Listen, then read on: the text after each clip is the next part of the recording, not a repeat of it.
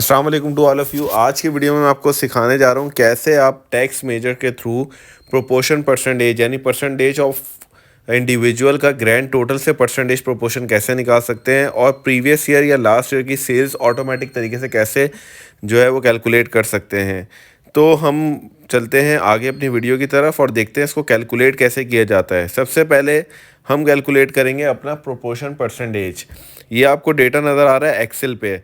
यही एक्सेल पे पहले मैं आपको बना के दिखाऊंगा और उसके बाद हम इसको पावर बीआई पे जो है वो देखेंगे कि पावर बीआई के मेजर्स पे हम कैसे इसको ऑटोमेट कर सकते हैं या क्रिएट कर सकते हैं।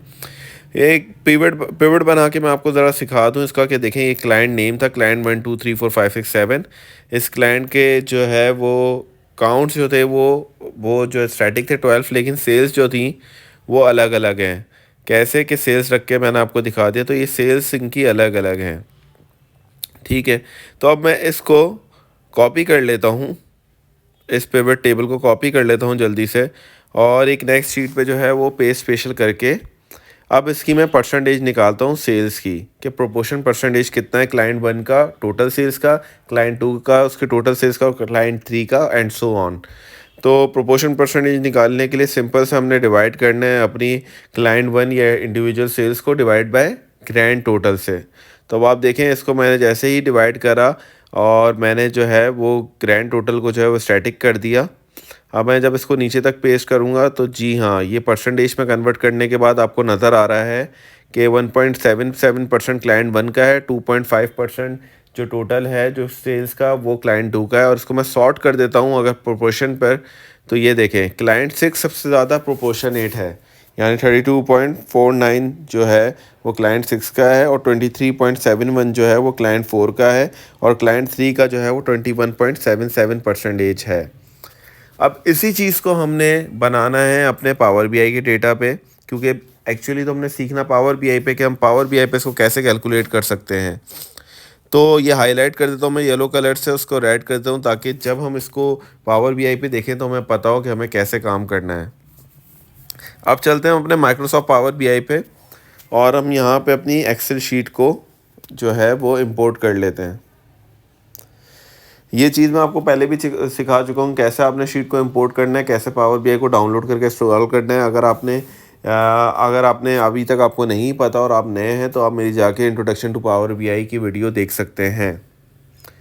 तो अब हमारे पास डेटा आ चुका है और इस डेटा को हम यहाँ से चेक भी कर चुके हैं। ये रोज़ आ चुकी है हमारे पास, जो भी कॉलम थे हमारे, ये हमारे पास कॉलम आ रहे हैं डेटा के। अब इसके अकॉर्डिंगली मुझे प्रोपोर्शन क्रिएट कराना है पावर बीआई के अंदर।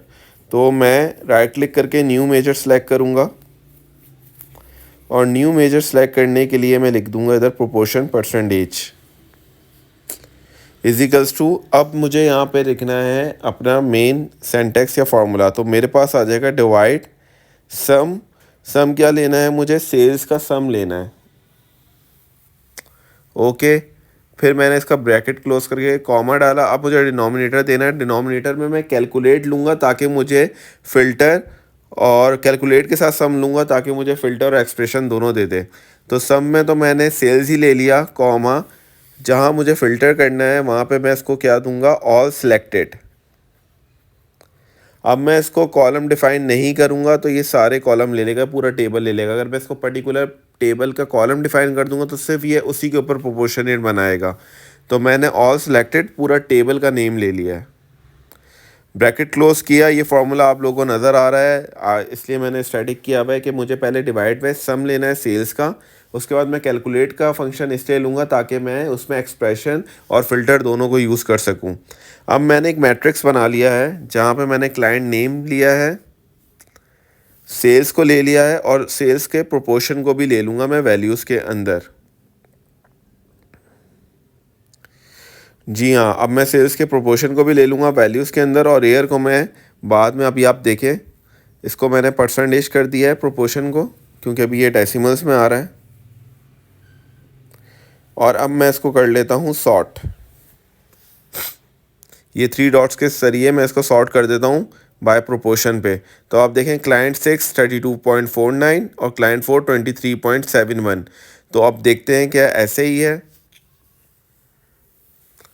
तो अब जब हम देखते हैं क्लाइंट 6 और क्लाइंट 4 को अपनी एक्सेल शीट में, तो अब आप ये देखें ये मैच कर रहा है, क्लाइंट 6 32.49 और क्लाइंट 4 23.71, और इसी तरीके से जो है वो क्लाइंट 3 जो है वो 21.77 है।